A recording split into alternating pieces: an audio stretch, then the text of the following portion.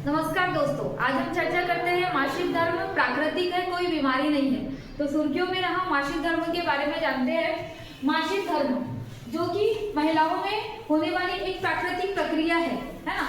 तो मासिक धर्म को अभी हाल ही में चर्चा में रहे मासिक धर्म सुप्रीम कोर्ट के 3 जजों की पीठ ने जो है इस पे निर्णय दिया है।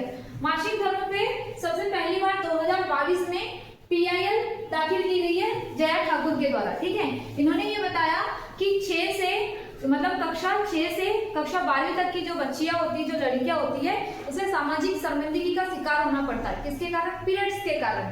क्यों? क्योंकि कहना चाहिए कि स्कूलों में या समाज में या परिवार के द्वारा जो है इन्हें ऐसा माना जाता है कि इन्होंने किसी की हत्या कर दी है ना, इस मासिक धर्म के रिलेटेड से। ठीक है, तो 3 जजों की पीठ ने जब सुनवाई की तो उन्होंने बताया कि केवल मासिक धर्म एक कहना चाहिए कि एक प्राकृतिक बीमारी नहीं, प्राकृतिक प्रक्रिया है, बीमारी नहीं है।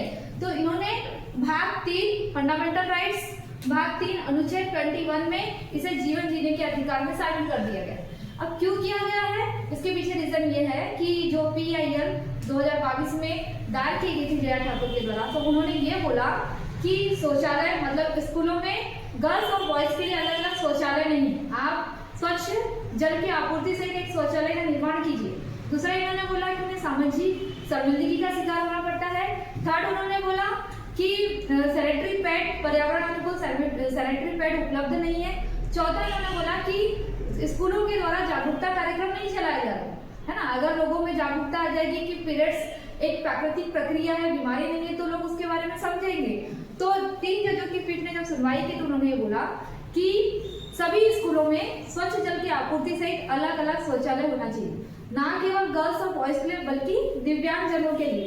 ठीक है, उसके बाद इन्होंने ये बात रखी कि आपको पर्यावरण अनुकूल सैनिटरी पैड भी उपलब्ध कराना चाहिए।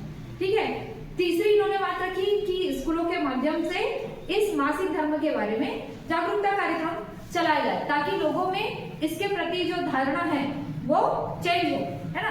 जो रूढ़िवादी जो मनोवृत्ति है वो चेंज हो।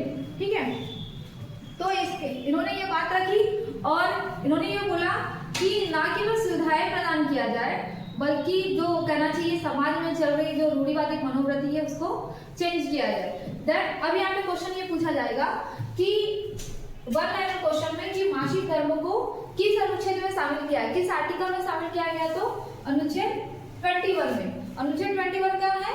मौलिक अधिकार मतलब फंडामेंटल राइट्स, भाग 3 में। ठीक है, अब PSC लेवल का क्वेश्चन क्या पूछा जाएगा? PSC लेवल का क्वेश्चन पूछा जाएगा कि जो 3 जजों की जो पीठ है उसने क्या सुनवाई की है, क्या निर्णय दिया गया। ठीक है, तो क्या निर्णय दिया गया? अलग अलग शौचालय का निर्माण, ठीक है, जागरूकता कार्यक्रम और सैनिटरी पैड। अगर कोई सरकारी स्कूल हो या निजी स्कूल हो, दोनों इन नियमों का पालन नहीं करते हैं तो निजी स्कूल की तो मान्यता रद्द ही हो जाएगी, है ना। किसके तहत?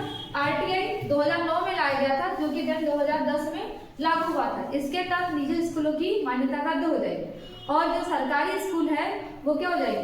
बंद हो जाएंगे। ठीक है, तो अब यहाँ से दूसरा क्वेश्चन पूछा जाएगा कि किसने PIL दाखिल की थी? जया ठाकुर ने। ठीक है, 2022 में। ये इंपॉर्टेंट क्वेश्चन है क्योंकि यहाँ से क्वेश्चन बनते हैं।